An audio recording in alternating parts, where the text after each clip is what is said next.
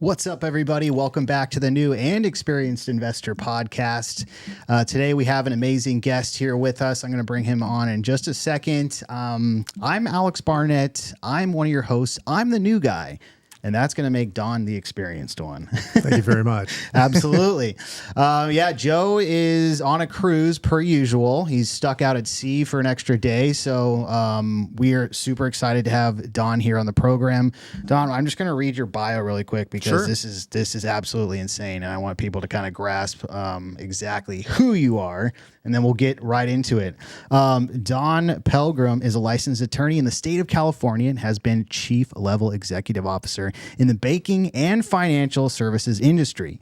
He holds a Juris Doctorate from Loyola Law School in Los Angeles and a bachelor's of business administration from Hofstra University, and has maintained his California real estate license since 1986. Crazy, in addition to bank, it's unbelievable. I was like just blown away. In addition to banking, Mr. Pelgrim has engaged in real estate finance, the acquisition and disposition of real estate, loan workouts, and the resolution of problem assets. From a broader perspective, his experience also extends to finance, mergers and acquisitions, capital markets, corporate governance, and regulatory issues affecting public and privately held financial institutions.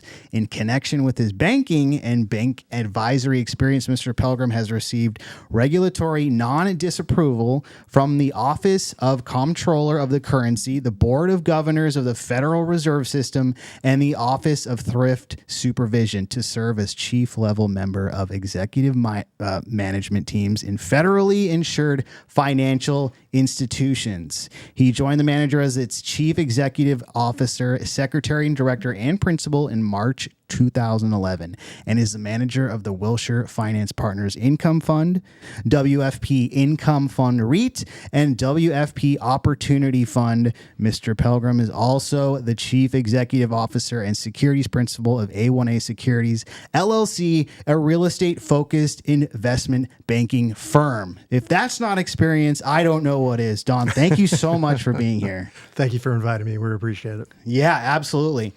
Just a personal question. So I just celebrated my first Father's Day. Mm-hmm. I see that you are Don Pelgrim Jr. Mm-hmm. Does Don Pelgrim Sr. have anything to do with how ambitious you have been and any of these achievements as far as like getting you set up for what you've done in your life?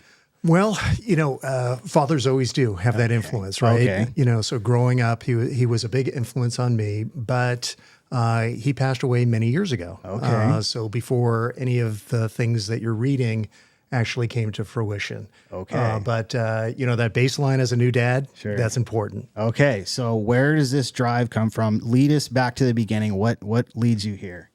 Well, you know what? Becoming an attorney was something that was always in me as a child. And I think that talking about a father's influence, my father was in the real estate business back in New York. And when I was growing up, we went to the courthouse because he had to do some filings. And I was probably about 8 or 9 years old. And we went in and sat in on a case, and it was a murder case of all things. And the attorneys were arguing. They took a recess, and they saw me in the back of the room, brought me up to the dais basically, and the two attorneys started to argue the case in front of this little kid. Wow. I was hooked. Yeah. So long story short, went to Hofstra University, as you said, got into the banking business. Went to law school at night at Loyola, graduated from there, went to work for a big white shoe law firm. We had over 1,300 lawyers at that firm, and started to practice real estate and corporate law. And then the rest just sort of progressed from there. So, my God. Okay. Interesting stuff. Yeah, absolutely. I mean, and now your main focus is on the lending side.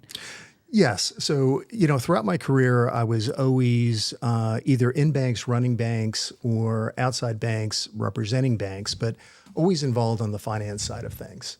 And real estate lending and real estate investing was always a big part of that. So it was sort of a natural progression as I became the CEO of Wilshire Finance Partners and then ultimately forming our funds. to stay focused not only in the real estate sector, but on the real estate finance side of the real estate sector. Absolutely. Okay. I mean, and we have a lot of newer investors that watch this show, listen to the show. I mean, they know what, hard money lender is, but, very few people have actually been approved by 3 separate arms of the federal government. How does that even happen? Well, you know what? When you're an executive at an insured financial institution, you've got to go through a vetting process.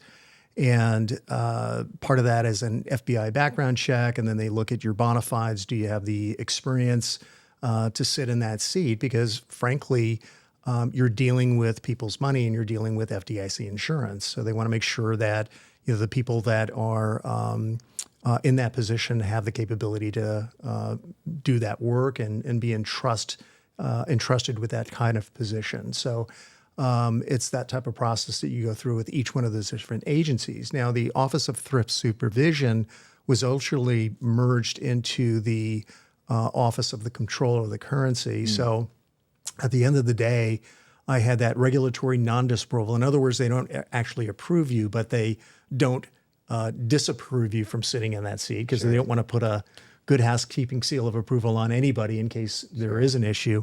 But so it was the Office of the Comptroller of the Currency, the Federal Reserve, and then the FDIC, which is where I got those those non-disapproval acknowledgments. And then from there, I sat as the Chief Administrative Officer for a couple of multi-billion-dollar banks. And in that role, I was sort of de facto general counsel, but was involved in a lot of different things, including special assets, which is where you do the workouts on problem loans that are on the bank's portfolio. And in addition to that, did mergers and acquisitions. And during the financial downturn, where we saw a lot of blowups, right, between 2007 and 2009, I became part of a platform bank where we were acquiring failed banks through the FDIC receivership process, which was another level of approval because you're now looking into the books and records of basically your competitors who are failing. And during that process, I got to look under the hood and see what worked and what didn't work in those portfolios and on those balance sheets and what was happening with those loans. And that was an education, frankly, on somebody else's nickel, right, when you're going through that process. So all of that kind of rolls forward into the formation of Wilshire Finance Partners and providing private credit into the marketplace. Now, for the people who are new, when you talk about hard money lending, you talk about private credit. Hard money lending many, many years ago was the money at the last guy at the end of the block, and you didn't really have any other options but to go there and get that kind of financing. But over the last couple of decades, and it really started with the financial downturn in that 2020, 2007 through about that 2009 timeframe, the capital markets were seized up. So mortgage bonds weren't available. Or it wasn't a very efficient process. And banks really shut down their lending because they were working the problem assets off of their balance sheet. So private capital, guys like Wilshire, stepped in and we filled the void because there wasn't really any debt capital out there. So I like to say that we were private credit before private credit became sexy, right? Because right now you start to hear about all these different private credit platforms in the marketplace, and we were doing that before it actually, became what it is. So it really grew up over the last couple of decades. So when I think of hard money, or if I think of private credit or bridge lending, there's really a spectrum there of what's in the marketplace. So for the new guys that are out there, if you think of the traditional hard money where it's just completely collateral based and you're going to be sort of back against the wall, really high rates, really high, fees and points and things like that. That money's still out there. But as the marketplace grew up and as, for example, debt funds like us started to mature and do more of that, it's a little bit of a different type of credit.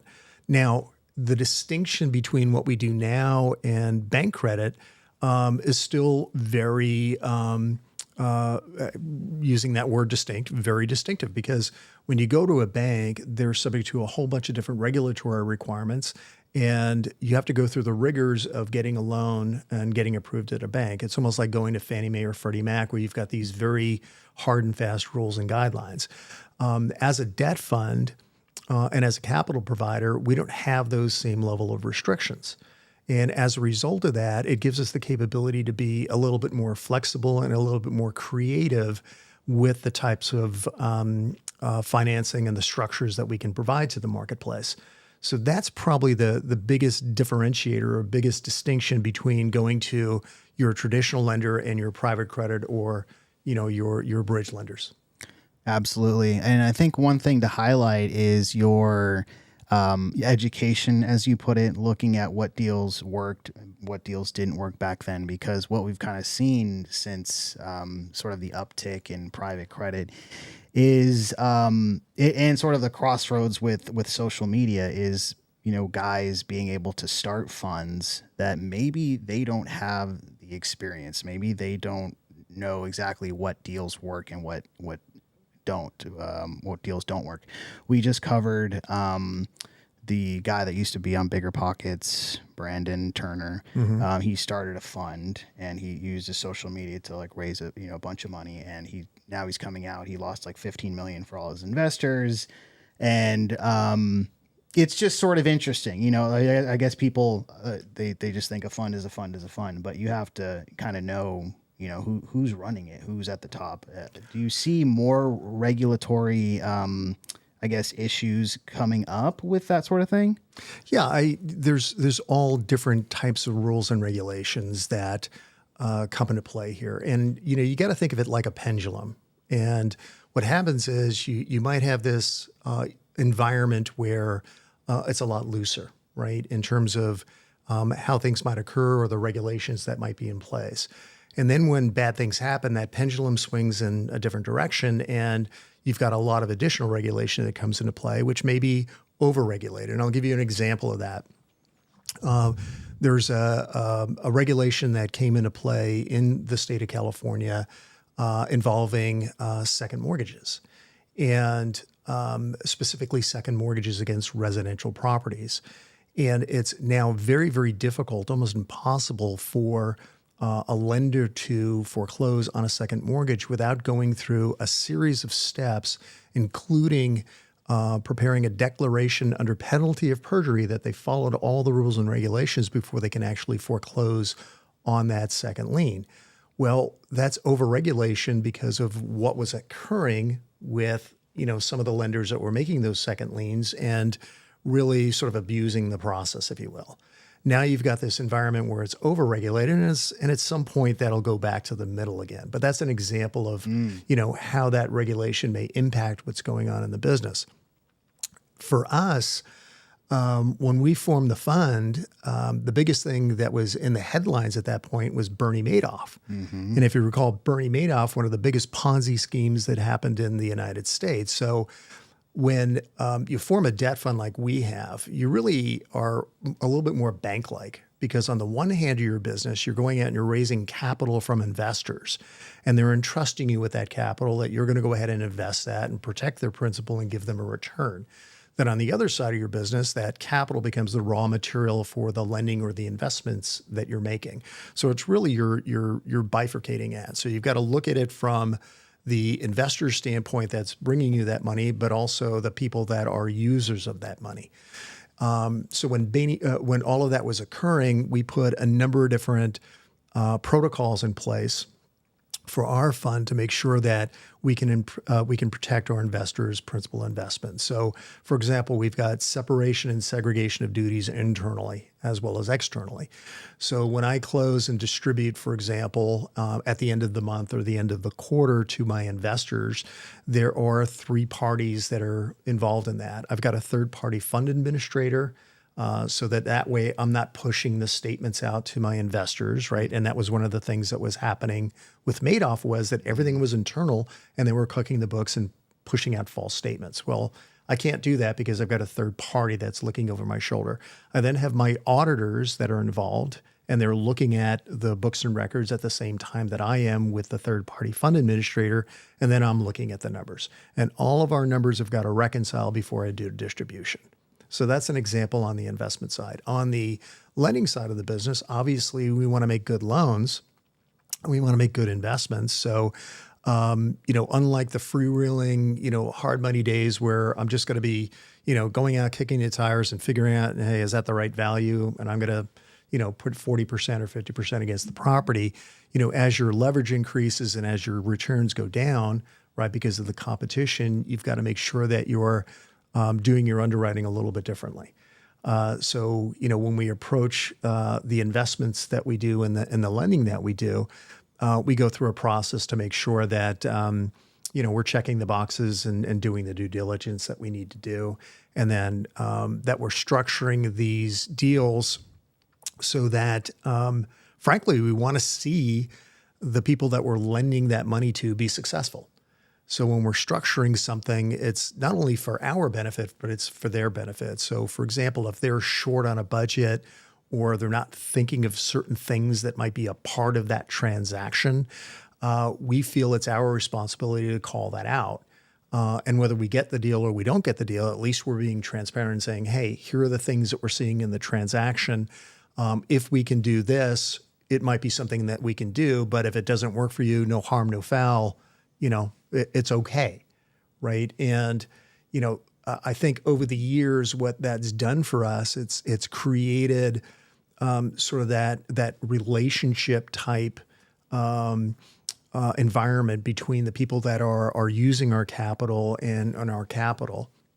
And to put it in a very short, sort of memorable way, it's smart money, right? Mm-hmm. We're trying to be that capital partner where we can come in, hopefully be a little bit programmatic with the people that we're doing business with so that we can, get the nuts and bolts stuff out of the way, the due diligence and figuring out who these people are, so on and so forth, so that we can really get down to the deals. And that's where it gets fun. Absolutely. I mean, yeah, the lender is a partner in the deal, and that's, I think that's a great way to approach it. So you've had your real estate license since 1986. Mm-hmm. That's, 4 decades we're going on here.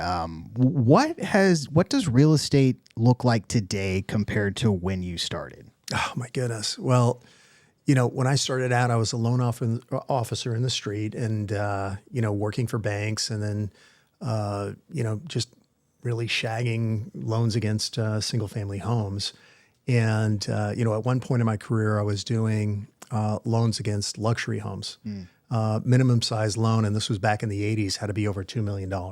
So these were, very, very big homes.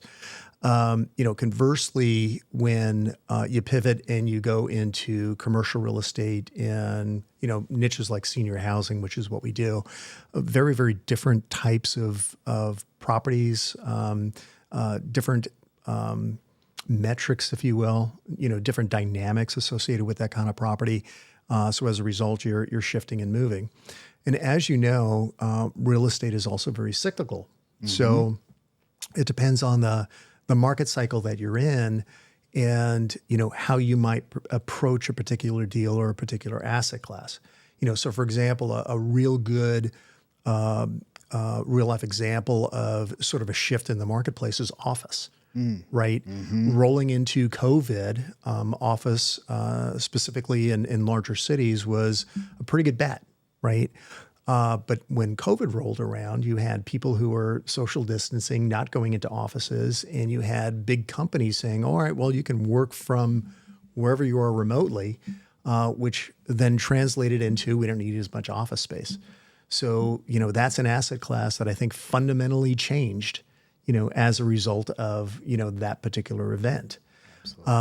Conversely, look at what's now happening with data centers, right? And with data centers, you've got this big demand for those types of properties because of all the infrastructure that's needed for AI, right? Another example would be warehouse and industrial. And there's something called the last mile theory, which is where, for example, if you bought something from Amazon 5 years ago and you got it in a couple of days, you were happy. Roll forward a couple of years and you were expecting to get it overnight. Today, you've got to get it, within a couple of hours. What that means is that you've got to truncate your distribution system. So you've got these big warehouse properties, and then you've got these smaller warehouse properties that are closer to where that product is going to be distributed, right? So you've got this demand for different types of warehouse facilities, in different parts of the country. Well, if you drop a pebble into a pool of water, you see the ripples that go out from there, right? So if Amazon needs that warehouse space and they're buying up warehouse space, but you've got other businesses that still need warehouse space, that's that ripple, right? So again, it depends on, what asset class you're looking at, where you are in the cycle, frankly, where you are in the country as well. We're lending across the United States and investing across the United States. So, if I'm looking at a secondary market versus a rural market, dynamics are very different. For example, if I'm looking at a senior housing facility and that's in a rural marketplace, I might not have enough seniors as a cohort to be able to fill the beds for that facility. And I may not have enough caregivers there as well, right? The employee pool is not big enough. Conversely, you take that same property and you drop it into, a growing tertiary market or a secondary market, that might be a better deal. So it just depends on what it is, where it is, the time, so on and so forth. Absolutely. And you mentioned kind of before that Wilshire started off mostly residential, smaller multifamily, and then you guys pivoted to multifamily and commercial, and now you're coming back around to the residential. We are. Yeah. What kind of, or I guess, what did you see that led you that way? Well, you know what? When we were doing the residential lending, and it was just lending at the time, we started to see actually some Wall Street money come into the private capital sector, and we saw loan to values ratchet up and we saw yields go down.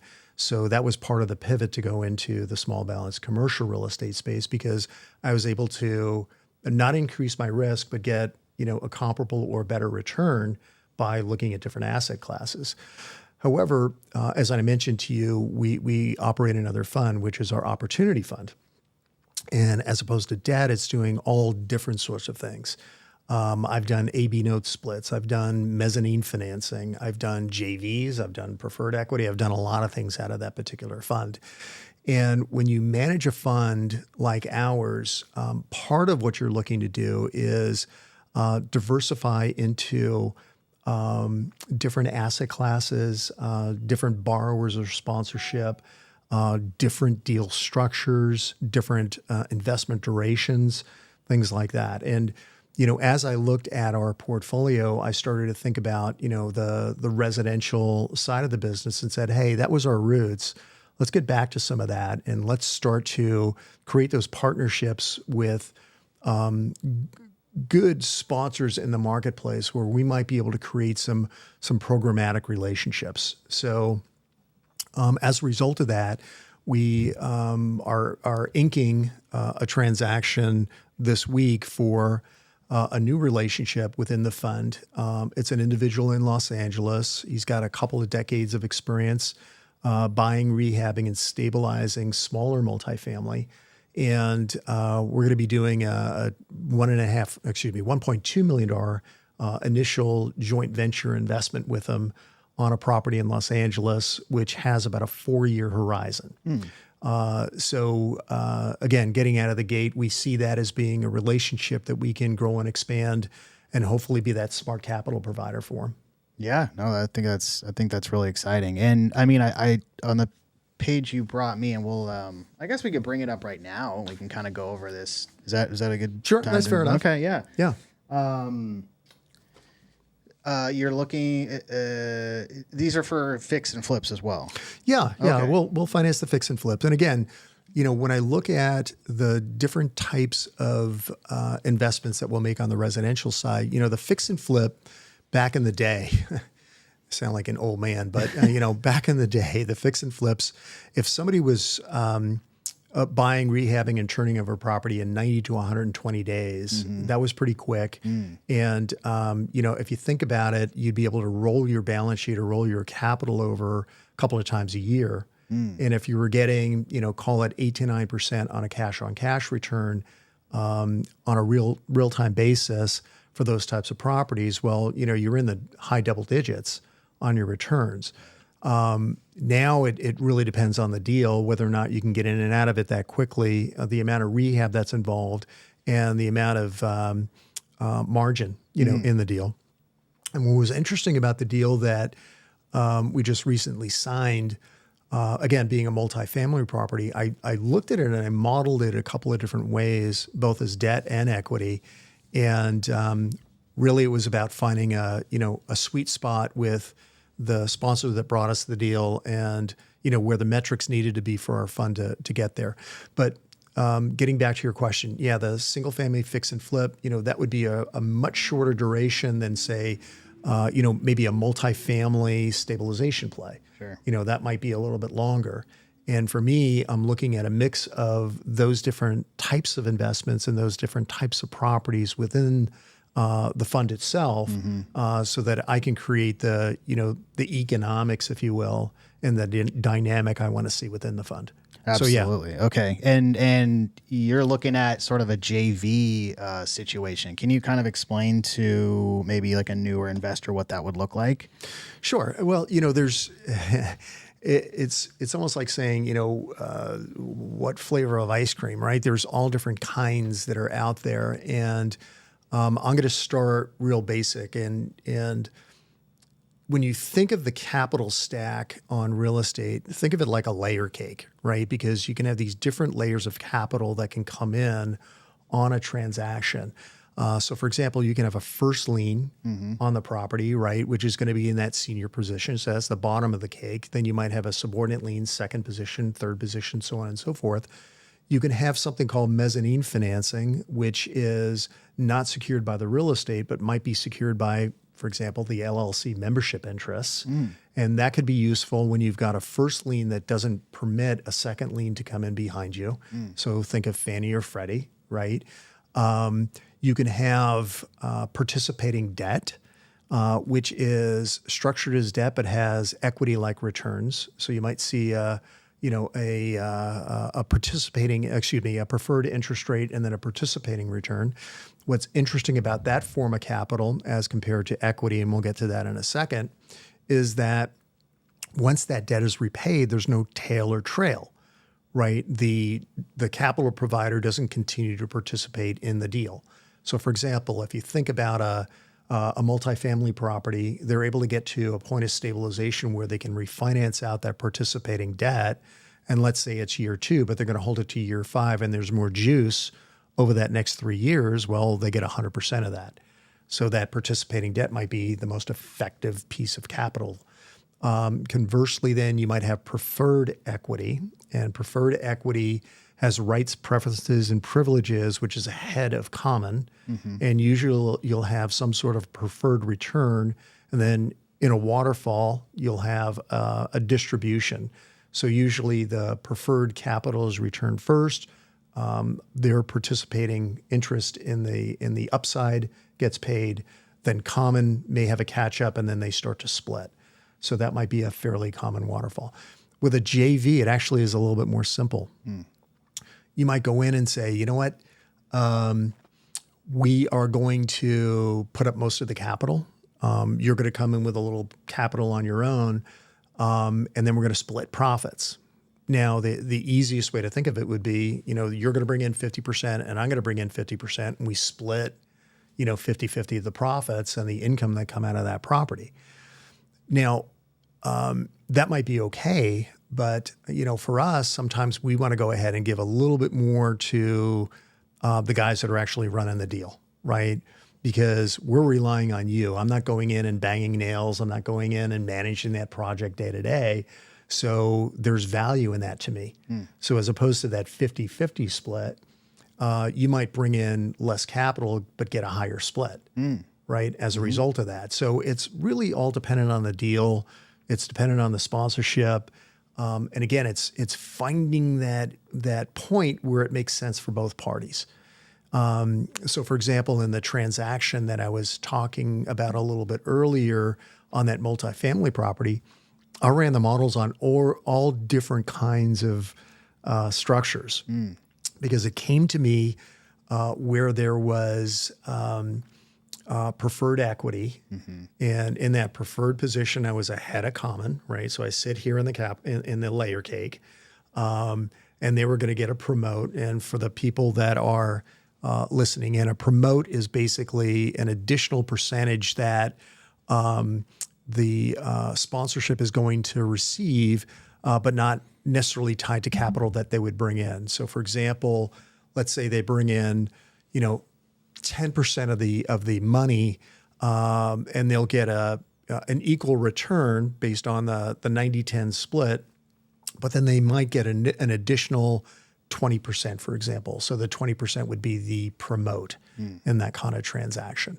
And we ran the different model. We ran the participating debt. We ran, the JV, excuse me, the preferred with a waterfall. And ultimately, the thing that worked for everybody was just a straight up, JV with a disparate split. And, the sponsor is going to get a little bit more. But when you run the math and you look at the duration and you look at the internal rate of return, it's fine. Let's move on. Right.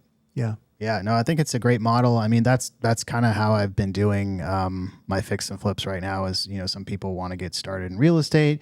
They don't really know anything, but they have some money sitting on the side. So they come in as a capital partner. We run the flip and then we just split it that way. And it's easy. It's simple. And, I think it's just tried and true. Yeah. I mean, there's not a lot of brain damage. And, and I think that there's something to be said for that, right? Especially if you've got, a bunch of stuff in your pipeline, right? And what you want is the ability to focus on the deal. You don't want to have to focus on the financing, but you want that financing to be there and consistent for you.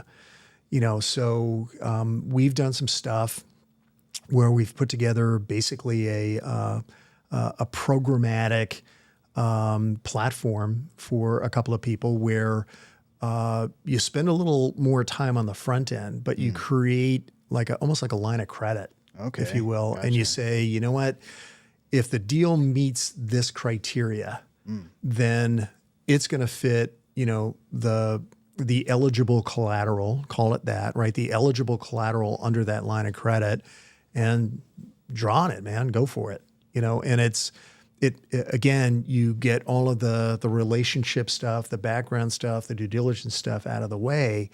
And by structuring something that way, you're just looking at the deal. And going back a few years, there was a guy who was just an animal. He was doing 30 to 40 acquisitions at the courthouse steps a month. So he didn't really care about rate or term or anything else. What he cared about was volume and velocity.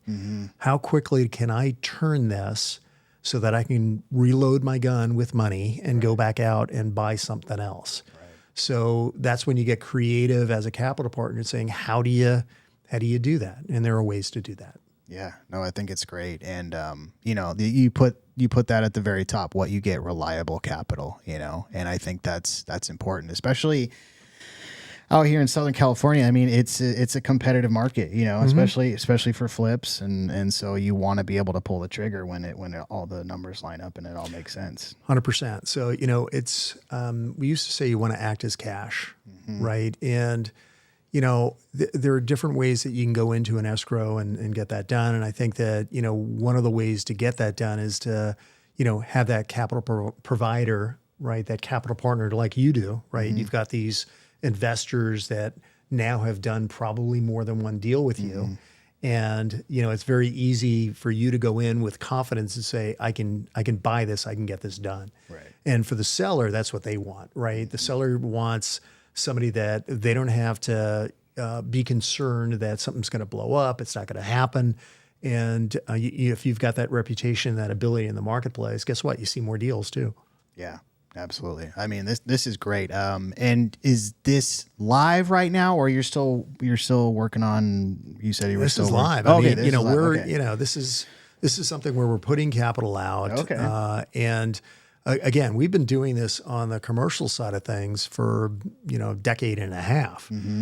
Coming back into the residential side of things, there's some changes. Right. There obviously, the rigors of doing, for example, a joint venture in a $20 million assisted living facility, where you're talking about the regulatory requirements and the licensing associated with something like that, and putting that kind of deal together is very, very different than, putting together a residential fix and flip. I'm not saying that one is harder or easier than the other. They're approached differently, right? Yeah. And at the end of the day, if you're talking about a particular type of fix and flip, getting to valuations and getting to exit values and things like that becomes a little bit easier to do too. Yeah, no, absolutely. I mean, and then, okay, so the size of the deal, you're going down to $100,000 to 1.5.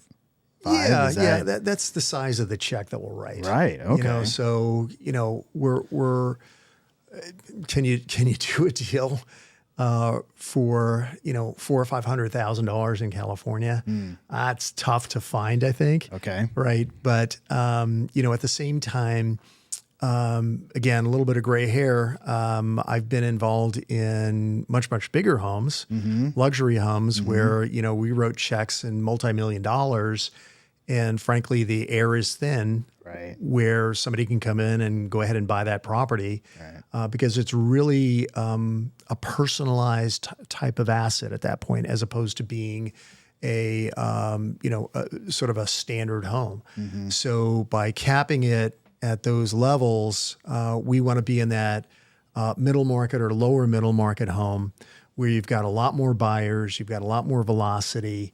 And again, the ability to figure out values is easier to do. I love that. One thing that it's a niche I've fallen into is mobile homes, manufactured homes on owned land. And then, you tie it to it with the permanent foundation. Is that something you guys would look at? You know what? Not at this point. Okay. And, actually a good buddy of mine who I just recently reconnected with out in the Inland Empire was, again, one of these guys that was doing a lot of fix and flip financing, and he pivoted to mobile homes. And he's doing a number of them, and there's some pretty good upside there. But at this point, we haven't really looked at that asset class or analyzed that asset class. And what you'll find with us is that we like to know and understand the asset class pretty well. Right. We want to make sure that we're partnering with people that we know and trust, right? Because we're going to be basically giving them millions of dollars. And where I've seen people go sideways, including us, right? I'm the first one to say I've made a lot of mistakes, is to, get off your footing and start to get into things that you really don't know a lot about. So for the guys that are new out there, what does that tell you? Get a lot of education, couple and partner yourself with people who are a little bit more experienced than you, right? Absolutely. Work with guys like you. Oh yeah. Get your feet wet working with people that have been there, done that. And stay with what you know. Absolutely. So for us, it could be, but out of the gate right now, no, it's not something that we're doing. Understandable. And, I do see a lot of pushback in that space for that reason. It's just knowing how to value a manufactured home. It's one of the reasons why I've kind of doubled down on it is just there's less competition because, people look at these mobile homes are like, what, that's worth $10,000. But when you actually put it on the land and then you resell it, I mean, they're going upwards of, 600,000 to $1 million, depending on how much land there is, so. And where it is. Yeah. And where it is. Exactly. And you're staring at the ocean, man, Oh yeah, for sure. Yeah. Down to San Clemente, all that stuff. Yeah. But, it's just an interesting sort of, niche, and I would love for you guys to look at that. Sure. Well, educate me on it. I'm open to it. And, again, it's about the relationship, it's about the deal. It's, again, understanding that particular asset class.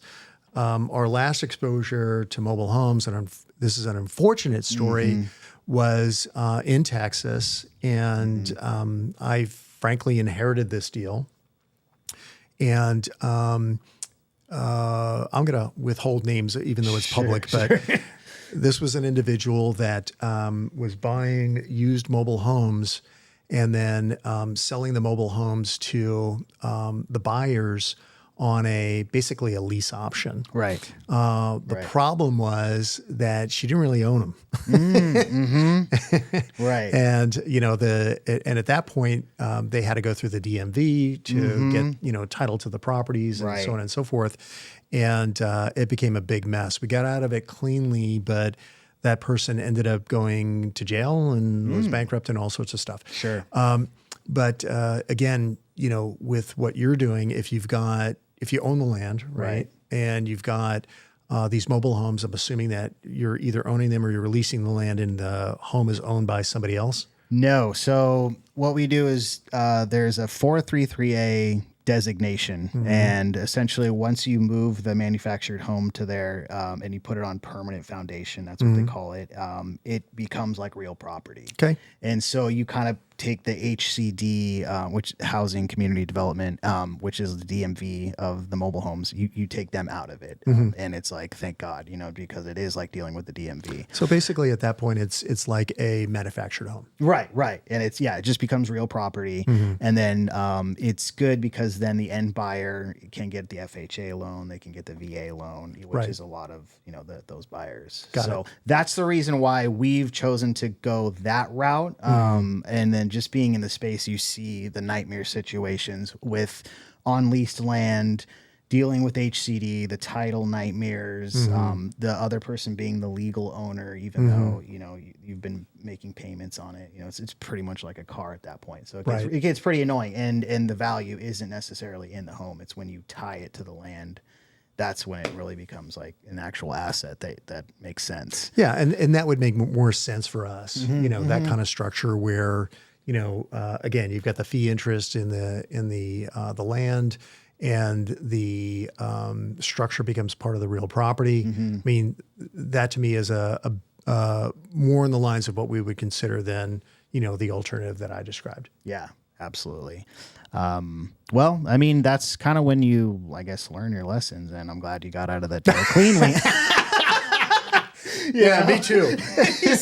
Yeah. It's interesting. It's on the lending side of the business. It's not a matter of if, it's a matter of when, right? Something is going to go sideways. And, when we look at deals, it's all about, again, how do you look at the deal so that you can, number one, identify what the risks are.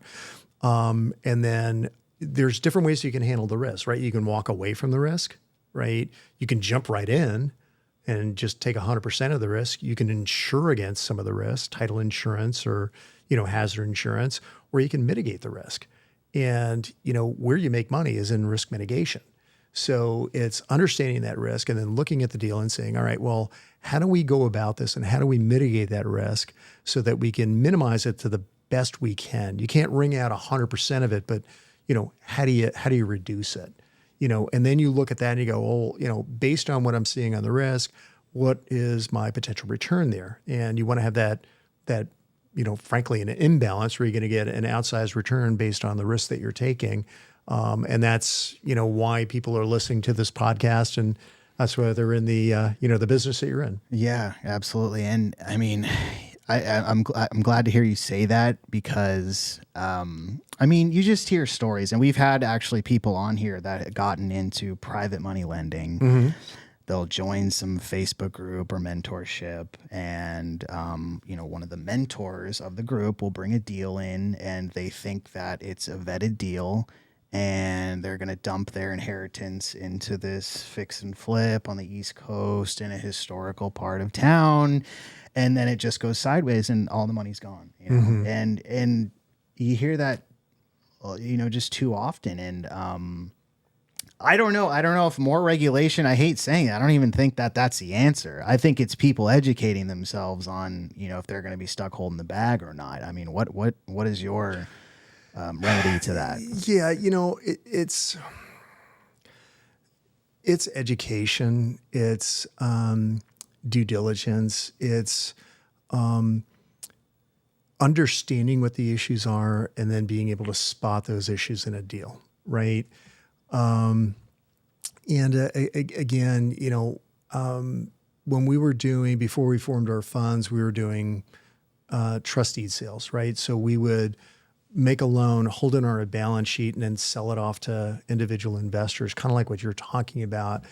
And the way that we approached it was that if I didn't like the deal, I wouldn't put it on my balance sheet because I didn't know if I had a buyer for that loan, right? And I wouldn't be able to recirculate my capital.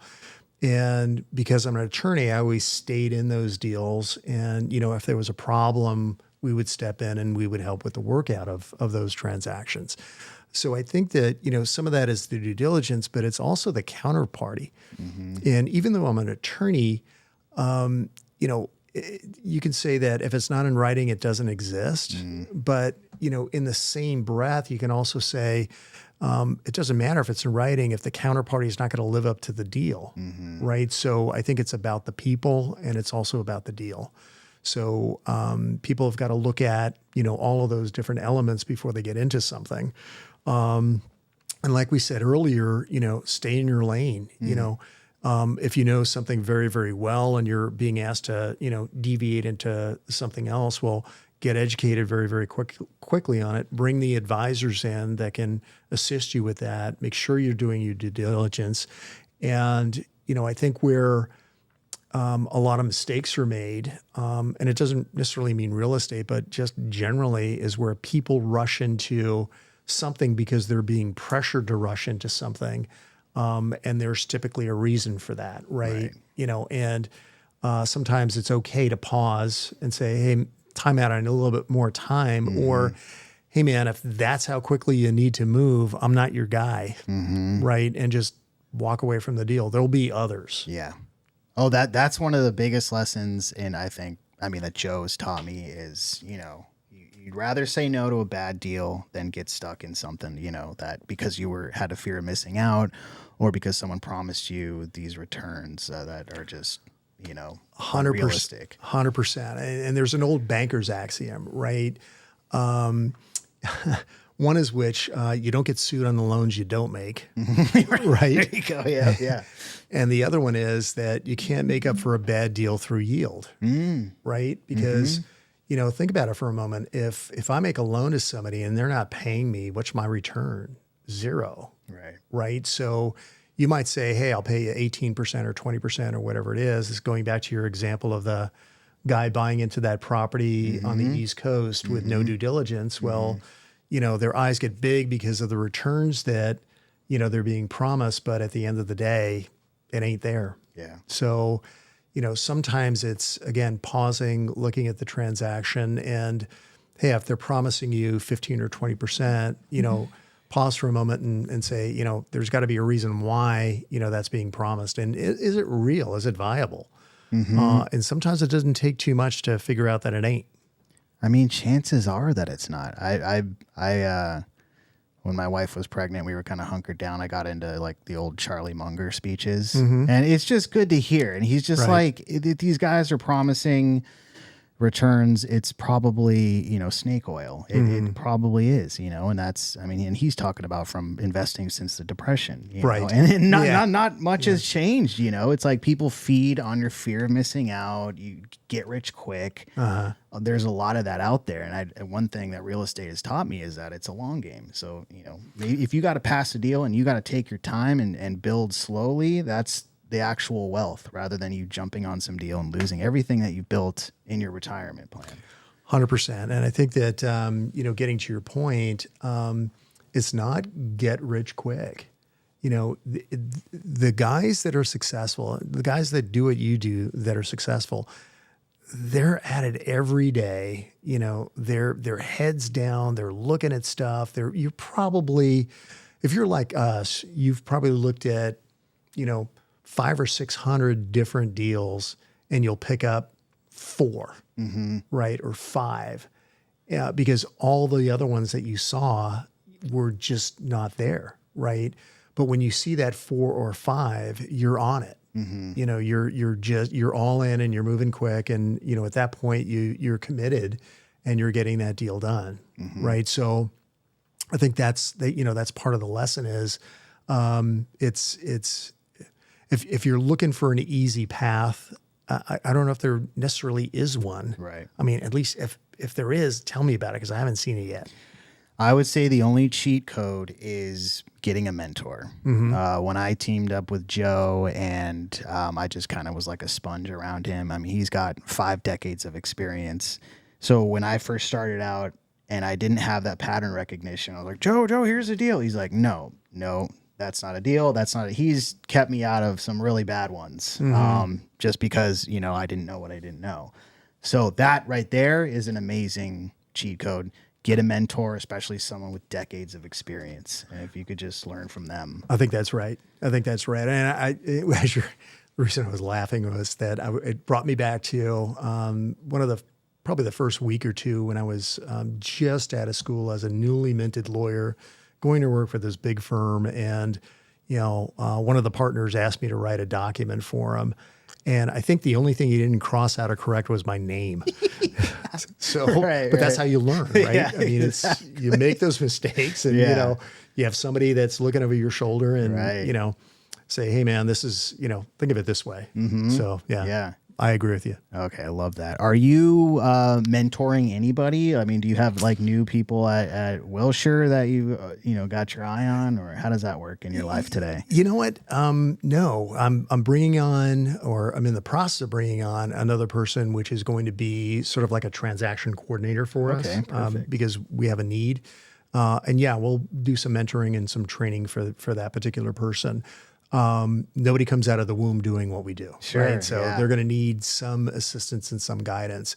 But, you know, we don't have, for example, like, you know, a Wells Fargo or a Goldman Sachs where you've got, you know, a summer internship or anything. We don't have that kind of stuff. Okay, good. But, you know, for us, that training never stops really, you know, at the end of the day, because of everything that's moving around and things that are happening around you, you got to be a student still.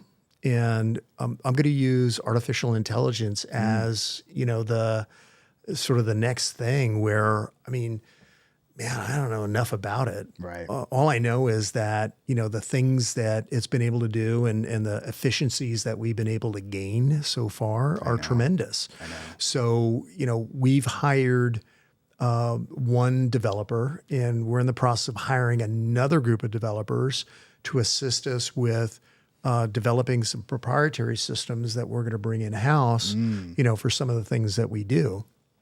And, you know, again, it's going to take a little bit of education because we have to be proficient enough to provide guidance to the people who are doing the development, because they might be smart on the coding and everything else, but they don't know my business. Right. So we're going to have to be able to train them up on what our business looks like, and vice versa. We need to be able to be trained up on, you know, how to use that tool that is now being developed.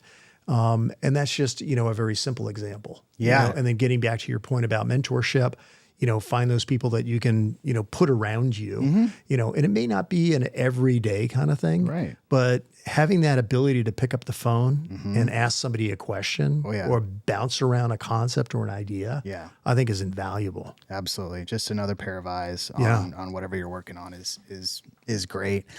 Yes. I mean, speaking of the AI thing, it's, when technology and real estate kind of are starting to intersect, it's becoming pretty interesting. What are your thoughts on, I don't know if you've heard of like fractional, it's like a lending platform where basically you can put a deal on there and then you can raise capital as low as like $1,000 a person, and people can buy fractions of this deal.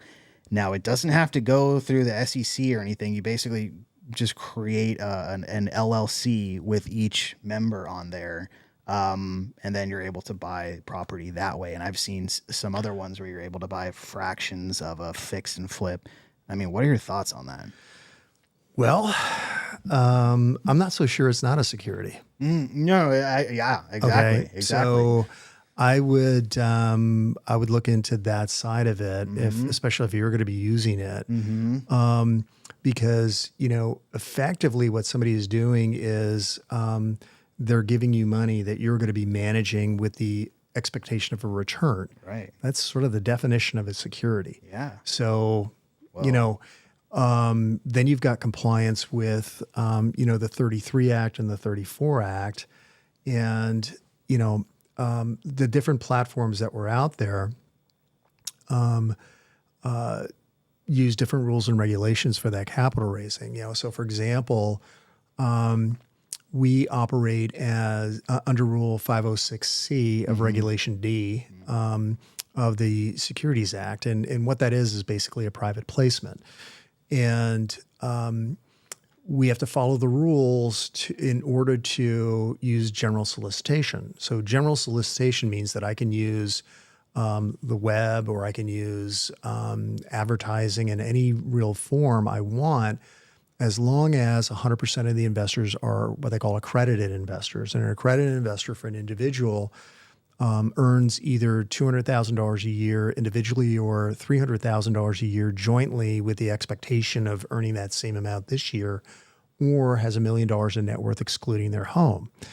Under the prior rule, which is 506B, which is still in place, you can have a certain amount of non-accredited investors come to you, but you could not use general solicitation. And under the Jobs Act, under the Obama administration, they opened that up so that you can go out and raise capital a little bit more efficiently. But the trade-off is that there's no longer the check the box rule, which somebody would check a box and say, yeah, I'm accredited. You now need to go through the process of using reasonableness in determining whether or not that person is an accredited investor. So, all of those different things, as soon as you said platform and you don't have to be worried about this, all of that stuff comes flooding in with me. Now, if you're selling to non-accredited individuals, and again, this is not legal accounting advice, blah, blah, blah, go out and, talk to your attorneys about this stuff. But, if you're dealing with non-accredited investors, and that's very likely if somebody's putting $1,000 into something, okay, you're going to need to either be offering an exempt security or involved in an exempt transaction. And that 506C Regulation D is an exempt transaction. It's not an exempt security. What I'm selling, my fund share, that LLC share, is a security. Okay, but I'm involved in an exempt transaction based on how we structured it. There's also the ability to work with non-accredited investors through the crowdfunding rules, right? So Regulation A plus, but that's like a mini securitization. So there's a bunch of money that needs to go into that to, make sure that you're complying. Now, part of this too is the liability and the exposure that you might be putting yourself into, because what is being disclosed to the people that are coming in and putting that money with you? Is there an offering document, or is there a private placement memorandum that describes the deal itself, but also the risks associated with that deal and the fact that these people might lose their money? Okay, so again, for the people that are out there, take a closer look at that kind of stuff. Make sure that there's going to be compliance, there's going to be protections for you. Working across those platforms if you're trying to raise capital that way. There are also things that a smart lawyer will put into your offering documents to help indemnify you against certain things that might happen in the course of that type of capital raise. So again, just be cautious. I mean, there's a lot of stuff that's coming out fast and furious. One of the things that's a real challenge right now is that, at least for us, is that there are AI platforms that are being developed, and they're coming out at such a velocity where they are trying to do this matchmaking, but they're not very good at it. And it's, they're just throwing stuff, spaghetti against the wall. And frankly, over the last probably 3 or 4 months, we've cut off platforms from sending us stuff because they're just wasting our time. And as a capital provider, Am I going to go to that kind of platform and look for you? Right. No, I'm not. Right. Better would be to, get an introduction or a relationship from somebody that, can come to us and say, hey, I heard you on the podcast, here are my bona fides. This is what I'm doing. And just lay the cards out and, maybe we're a capital provider or maybe we're not, but again, just different approaches to this stuff. Yeah. And getting to your point, there was, oh my God, I'm trying to remember the name of the company that went bankrupt, and they were doing fractionalized deeds of trust, raising capital the way you're describing. And what they did was what they called a linked note. So you would have this promissory note that would be created, secured by the property, and then that note would sit inside sort of like a trust, if you will. And then that trust would issue the note that would be linked to that particular loan. So you didn't actually own the loan. You owned a certificate from the trust, which was basically an evidence of debt that was collateralized, if you will, by this other loan, which was owned by this entity. Well, when that entity went bankrupt, you didn't own the actual note or own the actual property. You just owned a certificate and became one of the people that was in line in the bankruptcy case trying to collect. Right. So again, the structure and the form of the investment becomes important too. So again, getting to your very point, for people who are new and starting out, get mentors, get smart people around you, so that when you're looking at either stepping out and doing it on your own, or if you're going to be investing in another platform, that you got, some smart people around that can help. Yeah. Well, and the issue is with this particular platform, there are like online mentors that are pushing it. And I mean, these are non-accredited investors, and the operators they're pretty sketch. So, I mean, I've seen a few deals that have just gone south already, and everyone's like, how do we get our money back? And I'm like, you're not going to. You're not going to get your money back. Well, again, all the things that I just described to you, frankly, are the basics, right? What is the structure? Are they complying with the rules? What are the disclosures? How is your money as an investor being protected? All of those things are things that somebody should consider. And even the ones that are, call it structured correctly, you got to look under the hood, at the fundamentals of the deal itself. So for example, in the private credit space, which is where we are, right? Or in the alternative investment space, which is where we are and where you sit, right? There are different types of investment. You can have a direct real estate investment where they're a JV partner and own a piece of the real estate itself. You can have a piece of a fund which is invested in debt, right? And we are backed by a hard asset, which is a first lien against the real estate. And then you can go all the way down and you can have unsecured mezzanine corporate debt. And yeah, you'll get a very high promise of a coupon, but when the chips are down, what do you really own? Yeah. Right. And, again, if you're subordinated, debt on a corporate level, and that corporation goes bankrupt, unlike owning the real estate directly, or unlike having a first lien against the property where, you can go in and go to court and foreclose on that real estate once you get your relief from stay. That corporate debt is gone, right? It's blown up. And there are good platforms and there are bad platforms, and there are big platforms and small platforms. And, what I like to say is that bigger's not better, better's better, right? So, you could be competing with somebody that has, this gigantic national balance sheet and national portfolio. But you might be beating them on a deal by deal basis, right? Or within your own portfolio. And the investor should probably give you a harder look than that national platform. Yeah. For example, in the private credit space, BlackRock came out with a bunch of stuff, and I'm not barraging or beating up BlackRock. They're a great company. Okay. But at one point they curtailed and stopped the ability to get redemptions out of one of their platforms, right? Because of the defaults that they were experiencing. That's, one of the risks in going into any of these things. And again, BlackRock is a great company. Okay. They, have some really, really good investments that people can consider.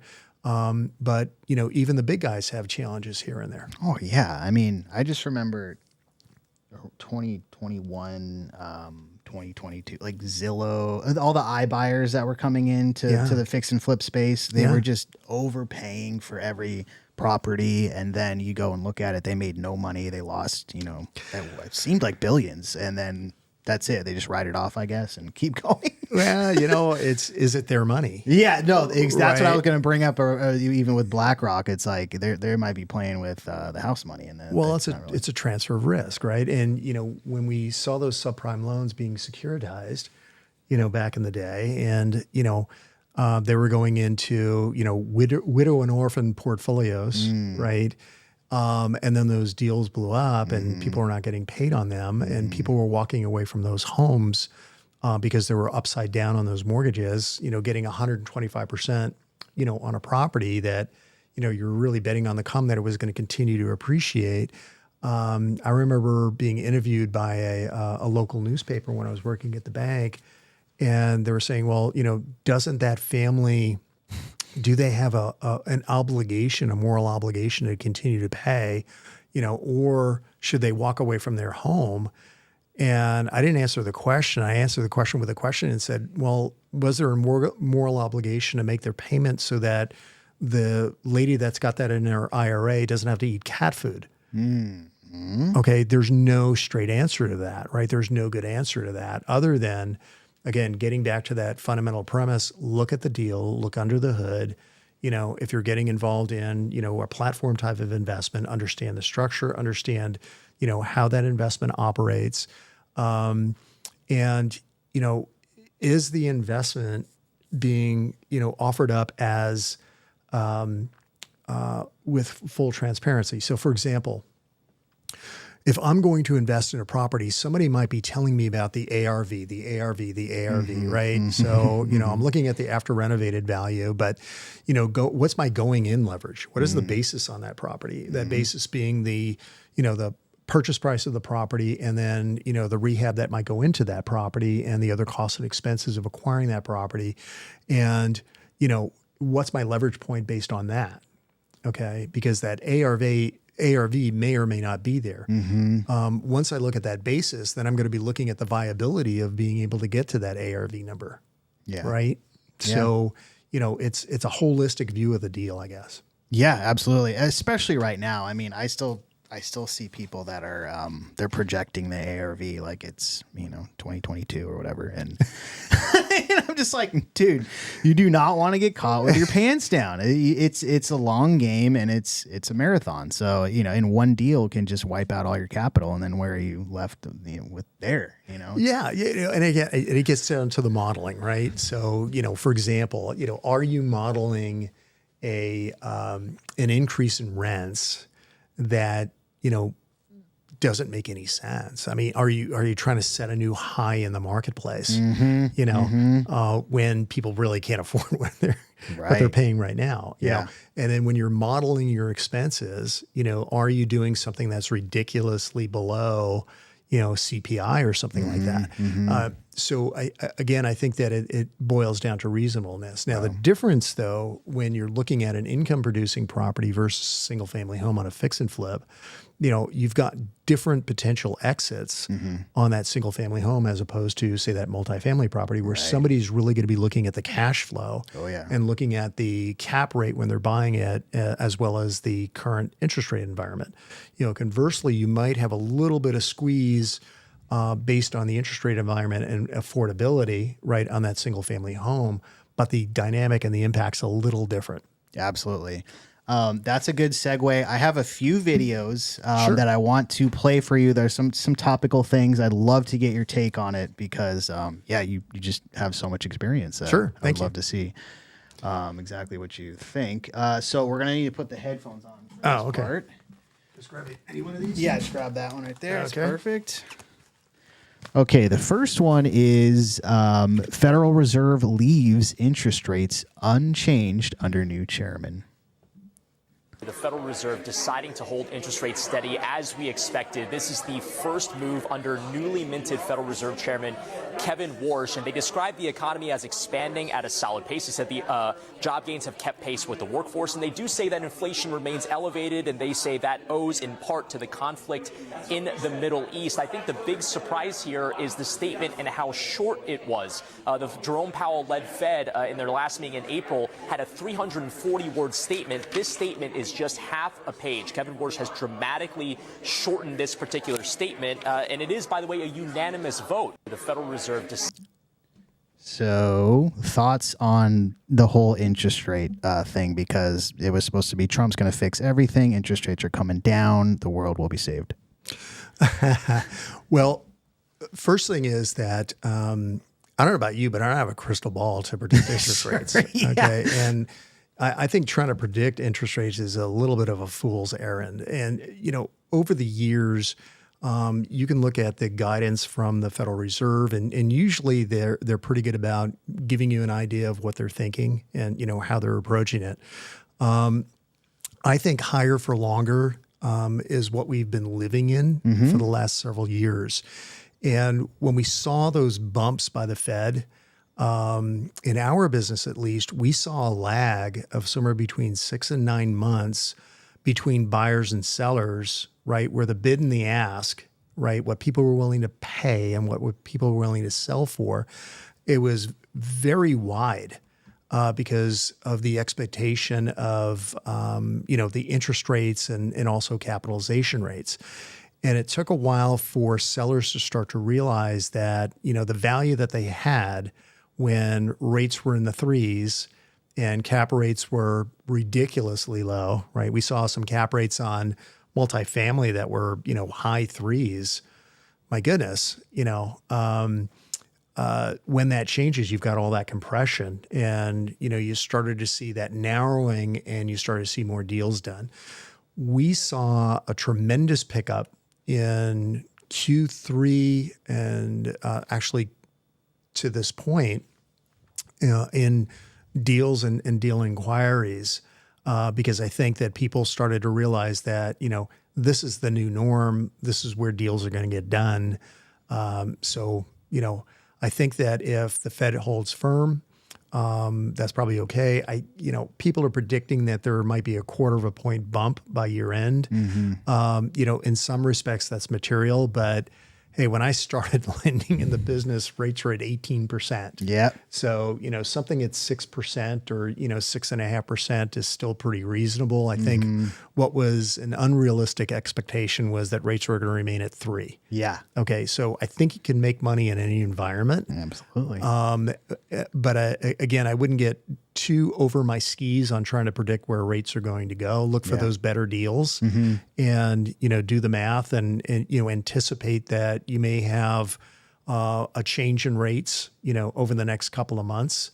But getting to your point, it's a long game, right? So, stress it a little bit. And if the math works, do the deal. If it doesn't, move on. Amen to that.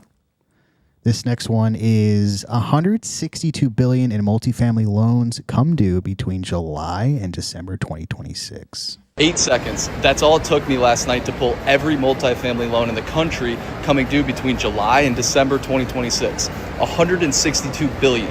60% of every 2026 multifamily maturity hits inside that 6-month window.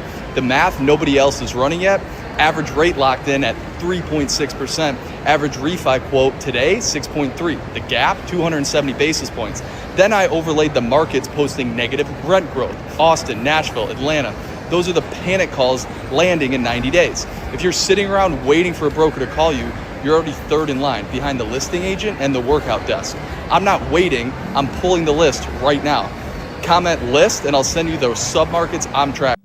Okay, and he's pushing his list, but the sentiment is there. What are your thoughts on this loan coming due multifamily meltdown? I think you're going to see some buying opportunities, because again, getting to his points, the math is what the math is. If you have to refinance, a loan that is 270 basis points or 300 basis points above where your current loan is,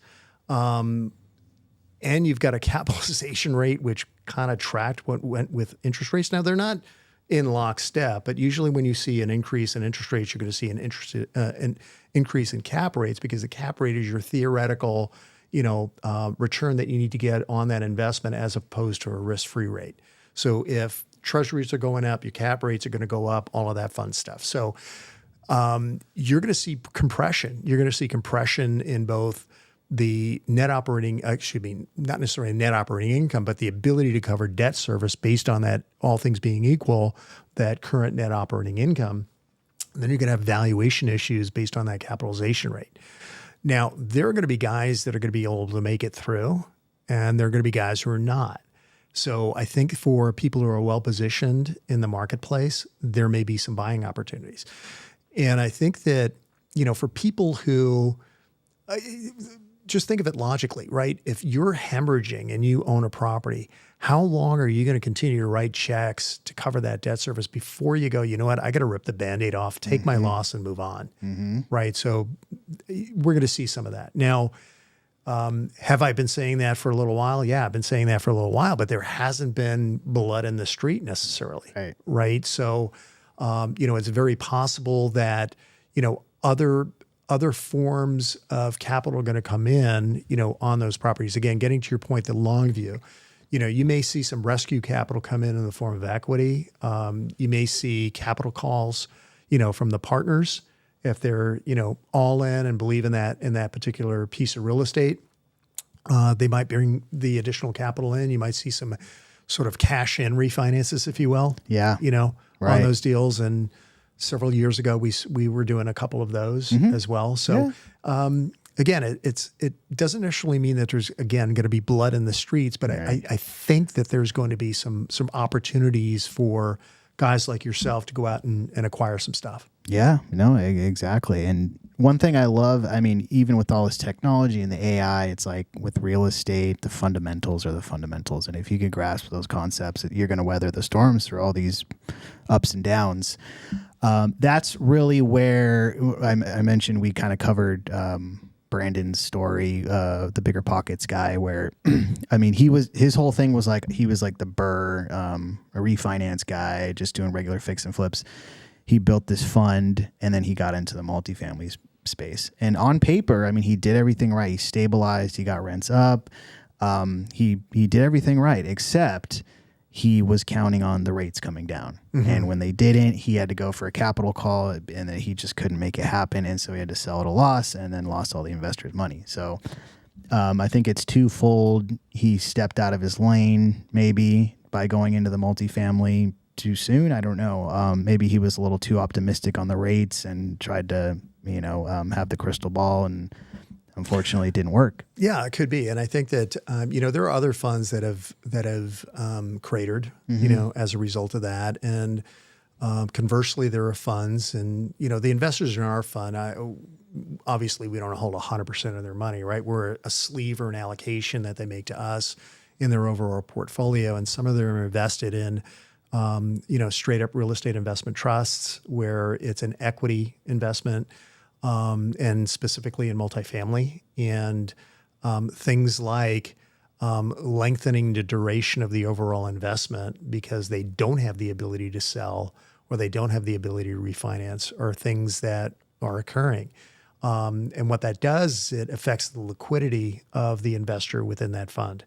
Now, worst case, fund craters, they don't get their money, right? Or there's a loss to their money. Potentially better scenario might be that capital call, or it might be just being able to ride it out and see what happens over the next couple of years. And I liken that to, the real discounts that we were seeing in 2008 and 2009, specifically in single family, right? So if you were a bank, and banks had a little bit of a different obligation, right? They can hold a loan on their balance sheet for 2 years as long as they can demonstrate to the regulators that they had sufficient capital to do it, and they were actively looking to work that loan off their balance sheet. If they move that up to their holding company, they can hold it for 3 years. But, banks were ripping the Band-Aid out and blowing out those properties. Imagine if you had enough money in your pocket to buy all of those different properties or buy a significant amount of those properties. And then as, an investor in 2012, 2013, or even today, you were blowing it out, right? Over the next 10 years, you would be living on an island someplace, right? So again, some of this is duration. Some of this is, is the best loss your first loss and blowing it out now? Or, do you believe that there's going to be a comeback and rates will come down and, you'll be able to realize that gain or claw back some of that gain, over that period of time? It's that crystal ball. And some of that, especially if you've got third-party money with you, is going to be, how that third-party money is reacting. Does it believe in you and is it patient? Right. Or are they getting happy feet and needing to move on? Right. And, that may force your hand as a manager of that people's money. Yeah, absolutely. Okay. That's a great take. Last one is Trump signs order easing path for private assets in 401k.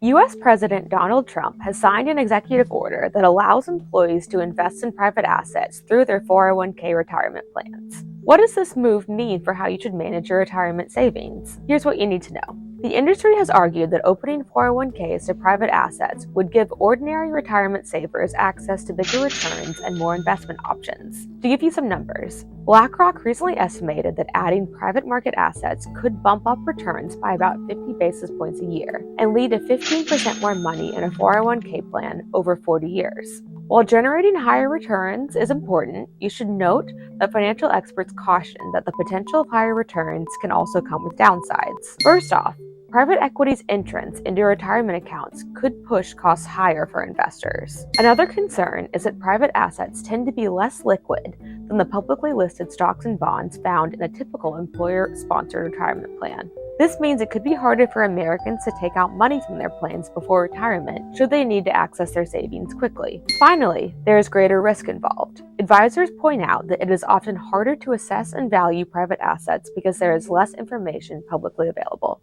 I think that the reporter there covered, the high points, right? And you're going to have thieves and charlatans in anything that's going on. And there's a fair number of that in regulated assets as well as non-regulated assets. When you and this gets back to a little bit of the earlier points that we made, where investors really need to understand the nature of the investment and the structure in the investment, and not only the returns but the risks that they're taking to get into that investment. So, for example, we have a WFP income fund, which is first trust deeds, low leverage, clipping a coupon of between 8.5% and 9% net to investors, net of fees, costs, and expenses, all that stuff. We've been able to maintain a stable net asset value since the inception of the fund almost 15 years ago. Okay. So we're on the Schwab Fidelity, we're on SEI, we're on a variety of different platforms, and people can put their IRA money in our fund. Obviously the disclosure of past performance, not indicative of future results, all that, so, investors still would need to take a look at that. But, when I talk to people and, they're looking at us, or they're looking at not only the income fund, but our opportunity fund, which is more aggressive. Frankly, we just retooled our opportunity fund in Q4 of 2025. And, we had ERISA money in there, but we said, you know what, we're kicking you out. We're not necessarily kicking you out, we're inviting you out. And the reason that we invited them out was that we wanted to get more involved in the equity investments, like the things that we were talking about. And when you have equity inside an ERISA plan, you would create something called UBTI, or unrelated business taxable income, which is where the income that you receive from that type of investment could be taxable inside your IRA before you start pulling that money out. So the point is that, again, it's not only structure of the investment, the type of investment that's going in there, it's the attributes of the investment, and then the fundamentals. Okay. We've got a fair amount of ERISA money in our fund. We've got a 1-year hard lock in our fund, which means that you cannot pull your money out for a full year. And then after that, you can redeem by providing notice to us. So it's semi-illiquid. It's not fully illiquid like going into a REIT where you're, in there for 5 to 10 years. And unlike a direct real estate investment, we create liquidity because we have the ability to go ahead and push out capital within the fund and not having to wait for a loan to pay off, for example. So it's a little bit of a different dynamic than some of the other stuff. If somebody's going to be putting an alternative investment in their IRA, I think it's a good idea. But again, I think they have to do their due diligence. Now, going back, this is probably at least 7 or 8 years, if not 10 years. The guys at Goldman Sachs said that the old allocation, the 60-40 split, 60% being stocks and 40% being bonds, if you want to be aggressive, or flipping that if you want to be conservative, is gone. And people can't just check the box on alternatives. They need to have a fair amount of alternatives on their balance sheet.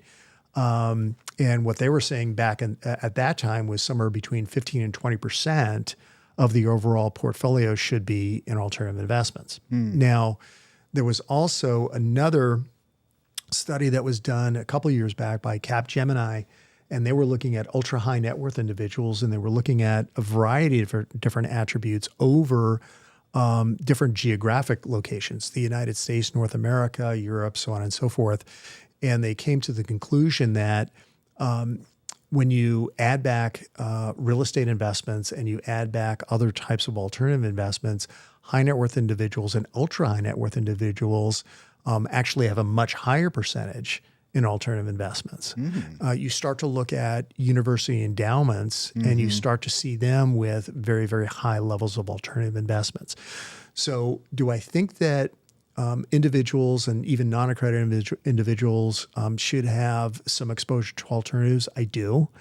I believe that you've got to look at suitability of that investment for that particular individual, and that involves looking at their risk tolerance and their income needs, their capital needs. So, for example, somebody who's in their 20s or 30s that's putting alternatives in their 401k or their IRA has the ability to take on a little bit more risk, that as compared to somebody that might be in their 60s or 70s who's nearing retirement, right? So, it's very personal, and it's a function of the individual and a function of their risk tolerance, what they're looking for in terms of the rewards, and then tying that back to the individual investment.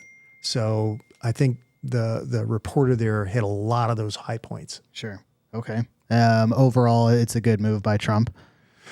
Yeah, I think so. Again, when you look at the investment mix, that you can put into an IRA, I think that adding alternatives to that mix makes a lot of sense. There are a lot of platforms out there. Actually, I'm on two myself personally, where I'm investing my retirement money through those self-directed platforms into alternative investments. So I think that people should give it a look. They should, again, weigh the risks and rewards, but I think there's a lot to be said about having some alternative investments, in your portfolio. Now, also when you're looking at the platforms, one of the big things is certain platforms allow certain types of alternatives across their platform. So when you're looking at a custodian or a provider, you want to make sure that the anticipated alternatives that you want to invest in would be permissible across their platform. Okay. And then the other piece would be obviously fees. Right. What are they charging you for, that self-directed custodial service that they're providing? And it's not just the annual fee, it's the execution and the other fees that might be involved there. Right. But, for example, in a direct real estate investment, maybe through a self-directed IRA into something that you might be doing, given the nature of that investment, if it's a one-off kind of deal where you're investing in that property, liquidating that property, returning capital, and they're going back and forth with the return of that capital, that's one way to do it. Another way to do it might be to create another type of vehicle where you're circulating that capital into that next deal a little bit more efficiently. So again, it's just being thoughtful, about how you might be able to structure that for those investors. Amazing. Don, I could keep you here all night and talk to you about this.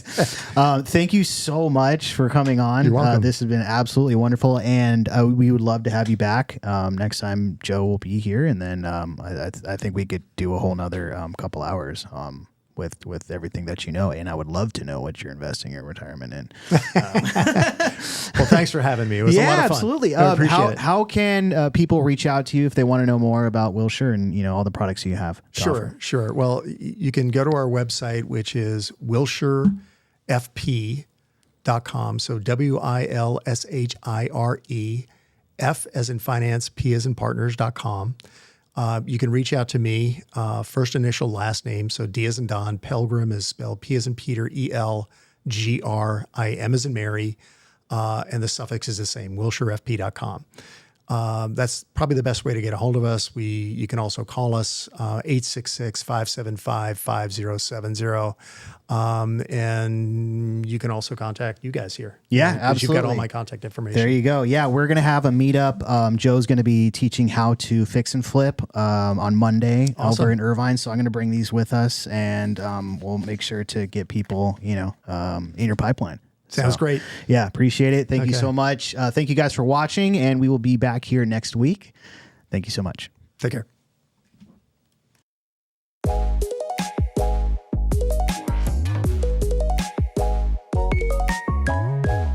If you want some more advice on real estate investing, reach out to us one-on-one.